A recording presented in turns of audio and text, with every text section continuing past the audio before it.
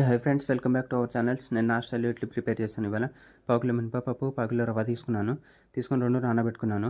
ఒక 5 అవర్స్ నానబెట్టాను. నానబెట్టిన తర్వాత మినపప్పు తీసుకొని మిక్సీలో రుబ్బేసుకున్నాను, అంటే పిండి చేసుకున్నాను. పిండి అయిపోయిన తర్వాత రవ్వ అండ్ మినపప్పు పిండి 2 కలుపుకున్నాను. కలిపిన తర్వాత టేస్ట్కి సరిపడంత సాల్ట్ వేసుకొని ఇడ్లీ కుక్కర్ అడుగులో కొంచెం నీళ్ళు పోయండి. నీళ్ళు పోసిన తర్వాత ఇడ్లీ కుక్కర్లో ఉన్న ప్లేట్స్లో 4 ఉంటాయి కదా, ఆ ప్లేట్స్లో కొంచెం కొంచెం పిండి వేయండి. పిండి వేసిన తర్వాత 5 మినిట్స్ ఉడికించండి. ఉడికిందా లేదా మధ్య మధ్యలో మనం చెక్ చేసుకోవచ్చు. మన పైన ఉంటుంది డిపెండబుల్స్.